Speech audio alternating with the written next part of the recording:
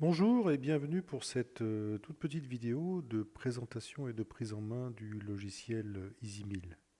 Dans cette vidéo, nous allons voir quatre choses. Nous allons voir comment on charge un fichier dans EasyMill, comment on oriente le modèle sur l'écran, comment on gère l'affichage, c'est-à-dire éventuellement la gestion des calques, et comment on peut prendre également des informations ou des codes sur le modèle qu'on vient de charger. Alors dans EasyMill, en fait, pour faire juste une présentation de l'écran, vous avez donc une barre, un grand bandeau blanc en fait sur la gauche, dans lequel vont s'afficher les différents cycles d'usinage que vous allez définir, puisque EasyMill est avant tout un logiciel de FAO. Au milieu de l'écran, ici en bleu, vous avez donc la partie graphique de l'écran dans lequel on va voir les modèles que l'on va charger. En haut de l'écran, vous avez des menus style Windows, avec les menus classiques, fichier, édition, et puis géométrie, fraisage, tournage, des menus plus spécifiques à EasyMill. Ensuite, une barre d'outils qui permet de charger ou d'effacer le fichier en cours et de choisir également la vue d'affichage du modèle. Ici, sur la droite de l'écran, une barre d'outils également qui va nous servir principalement à dessiner. Alors, il y a une petite particularité dans EasyMill, c'est-à-dire que vous avez des icônes ici sur la droite qui ont un petit point rouge en bas à gauche, je ne sais pas si vous l'apercevez là au bout de la souris. Et en fait, quand vous cliquez avec le bouton de droite de la souris sur ces icônes-là, vous avez un second niveau en fait de barre d'outils qui apparaît de façon à vous permettre d'accéder à des options supplémentaires. Donc on va charger tout de suite un fichier. Alors, je vais prendre un fichier step ici. Donc lorsqu'on charge un fichier step, donc il apparaît. Alors ici, ce bouton-là sert à avoir l'affichage en filaire et puis l'affichage en nombré. Alors, je n'ai pas expliqué comment je pouvais tourner la pièce, mais je vais vous l'expliquer maintenant. Donc dans EasyMill, en fait, pour manipuler le modèle que l'on vient de charger sur l'écran et pour pouvoir l'orienter et le positionner comme on le souhaite, on utilise la touche CTRL du clavier, la touche contrôle, sur laquelle on appuie et on la maintient enfoncée. Et une fois que cette touche est appuyée, on utilise les trois boutons de la souris. Alors le bouton de droite, c'est-à-dire le troisième bouton, si on le maintient également appuyé et qu'on déplace la souris, en fait on déplace le modèle sur l'écran comme on le voit ici. Donc il faut comprendre que j'appuie à la fois sur la touche CTRL du clavier et sur le bouton de droite de la souris, et je déplace la souris. Si j'appuie maintenant sur le bouton de gauche de la souris, c'est-à-dire celui où on clique normalement, et que je déplace la souris, on va faire tourner en fait le modèle sur l'écran autour de l'origine ici. D'accord? C'est-à-dire que si je le déplace ici, vous voyez qu'il tourne toujours autour de l'origine du modèle en question. Et ensuite, on peut utiliser la molette. Hein, donc j'ai toujours le bouton CTRL enfoncé. Donc la molette, en fait, va nous servir à zoomer. D'accord? Et donc en avant et en arrière. Et le zoom, en fait, s'applique en fonction de la position de la souris. C'est-à-dire que si je positionne la souris sur le coin ici et que je zoome, en fait, je vais zoomer sur le coin en question. D'accord? Si je veux zoomer là, je vais zoomer, je vais positionner la souris et je vais zoomer ensuite à l'endroit souhaité. D'accord?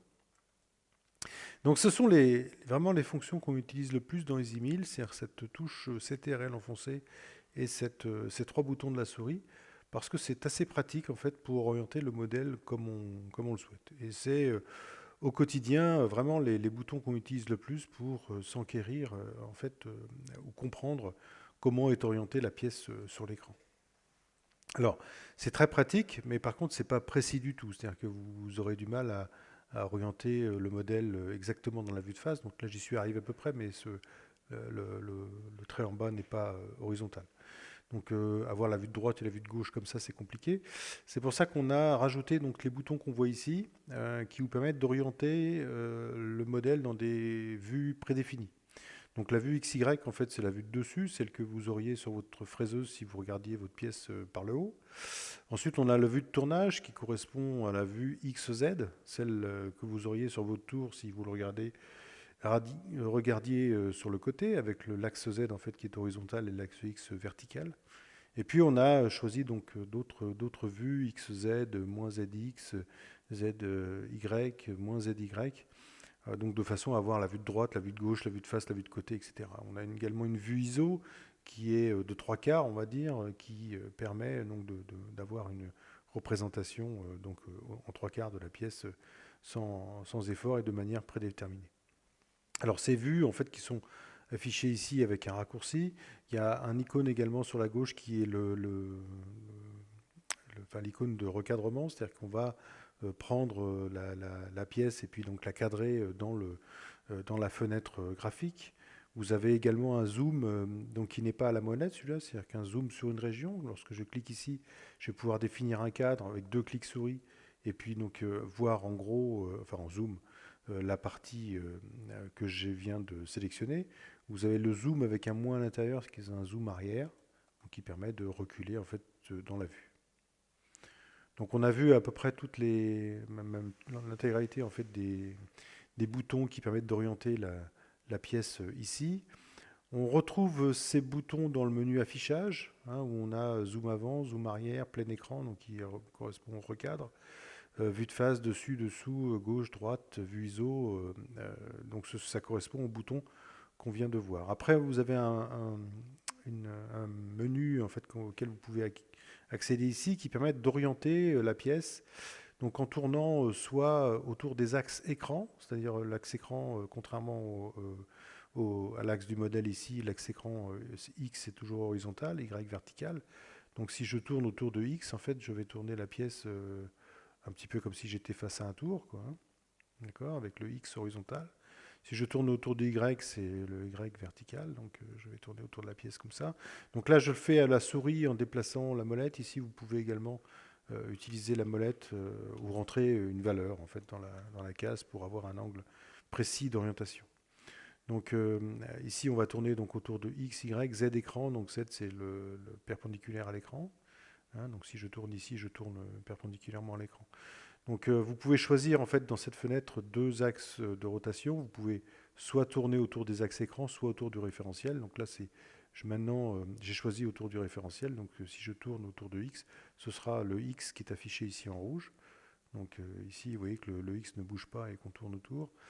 Pareil pour le Y et pareil pour le Z, d'accord, qui est représenté en bleu sur l'écran.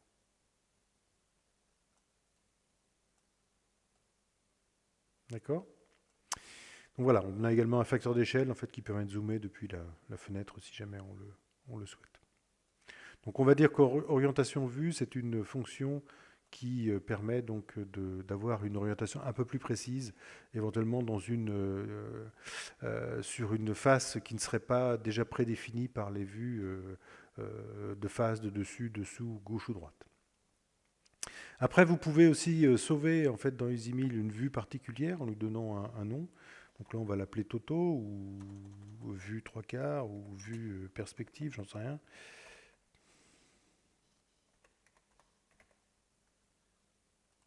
D'accord.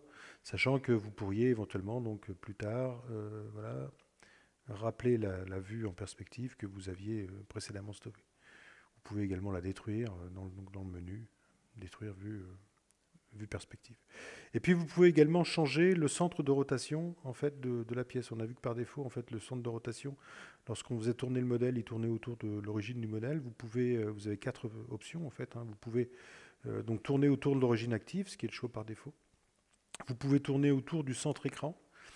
Vous pouvez toujours tourner autour d'un point que vous sélectionnez, ou vous pouvez tourner également autour du premier point que vous cliquez, c'est-à-dire juste avant que vous démarriez la rotation du modèle. En fait, le premier point que vous cliquez devient le centre de cette rotation.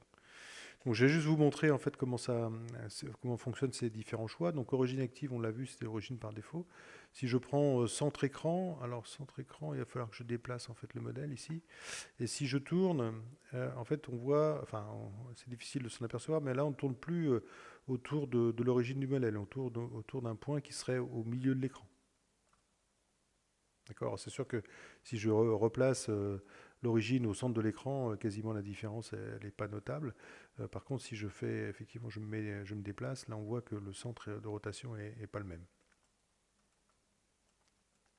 D'accord. Vous pouvez également, donc, on disait, piquer un point qui deviendra le centre de rotation. Donc, par exemple, je clique ce point ici, et maintenant, lorsque je tourne, ici, je tourne autour du point qui a été précédemment cliqué.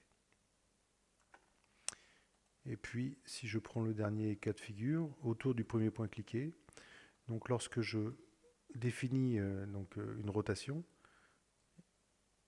là ici j'ai cliqué le premier point. En fait, le premier point que j'ai cliqué qui était, qui était sur le modèle, en fait, devient le centre de la rotation. Alors c'est pas forcément facile à voir parce qu'en plus, lorsque l'on clique, c'est un point écran qui est pris et pas forcément un point sur le modèle. Donc c'est vrai que le Z n'est pas forcément... vous voyez, si je prends par exemple ce point ici, ce ne sera pas le point sur le modèle qui devient le centre de la rotation, c'est un point qui est situé ici, mais avec un Z qu'on ne maîtrise pas bien. Donc on tourne autour d'un point, c'est sûr qu'il est situé par là, mais pas exactement celui sur lequel on clique sur le modèle. Si on veut cliquer sur un point sur le modèle, il faut utiliser au niveau de l'affichage, piquer point. Donc de façon à piquer, sélectionner d'abord un point et ensuite tourner autour de ce point. La plupart du temps, en fait, le centre de rotation, on le laisse sur l'origine active parce que c'est généralement sur les modèles autour de l'origine active que l'on a besoin de tourner. C'est le plus efficace, le plus simple en tout cas pour orienter pratiquement un modèle particulier. Alors, donc on a vu comment charger un fichier. Donc, en gros, charger un fichier, fichier ouvrir. Ici, on a la liste en bas de tous les fichiers que l'on peut charger avec EasyMill dès l'instant où on n'a pas forcément ZW3D qui est installé sur le même poste. Donc ça, c'est en fait les fichiers qui sont capables de lire EasyMill en mode autonome. Donc des fichiers DXF, des fichiers STEP, des fichiers GES, des fichiers Rhino, des fichiers SketchUp, des fichiers G-code également. Des fichiers de facettes, donc des fichiers STL, des fichiers .obj, donc des fichiers qui chargent des modèles facettisés, ou des fichiers images, donc des JPEG, BMP, TIFF, PNG et autres, qui peuvent vous permettre également de charger en fait des images qui peuvent être ensuite vectorisées dans EasyMill. Donc une fois que vous avez chargé ces modèles, donc vous voyez qu'on peut facilement avoir des infos en fait sur la géométrie des modèles, donc simplement en déplaçant la souris. Si je survole un élément en fait géométrique sur l'écran, on a une petite fenêtre d'information qui apparaît, avec par exemple au niveau d'un arc, on vous donne le diamètre de l'arc, on vous donne également la position du centre en X, Y, Z.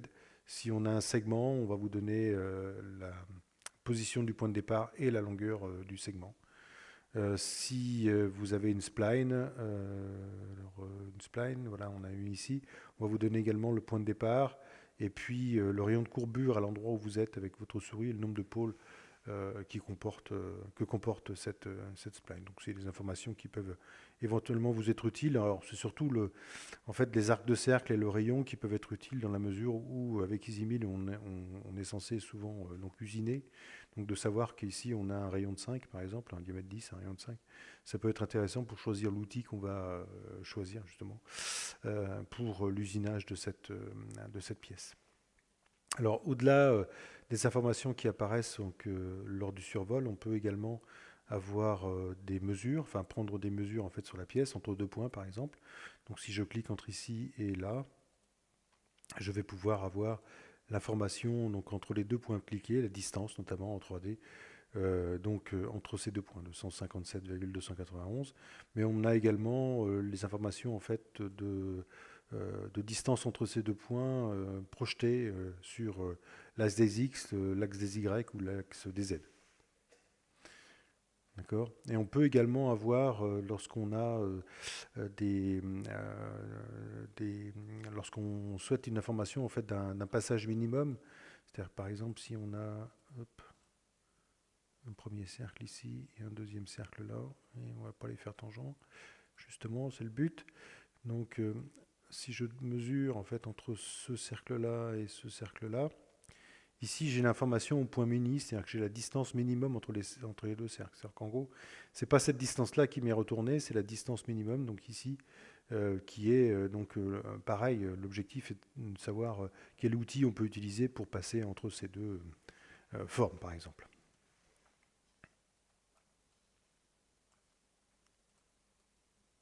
Je vais juste détruire ce que je viens de créer là tout de suite.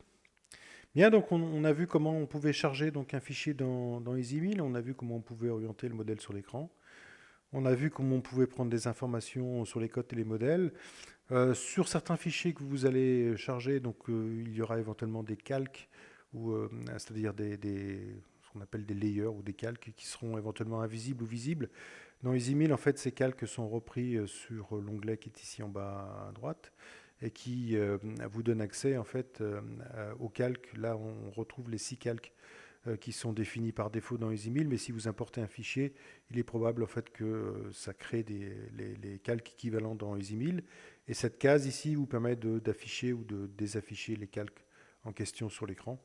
Donc si jamais vous avez des entités que vous attendez à voir et qui n'apparaissent pas sur l'écran, vérifiez donc les calques pour pouvoir afficher éventuellement des calques qui pourraient être cachés.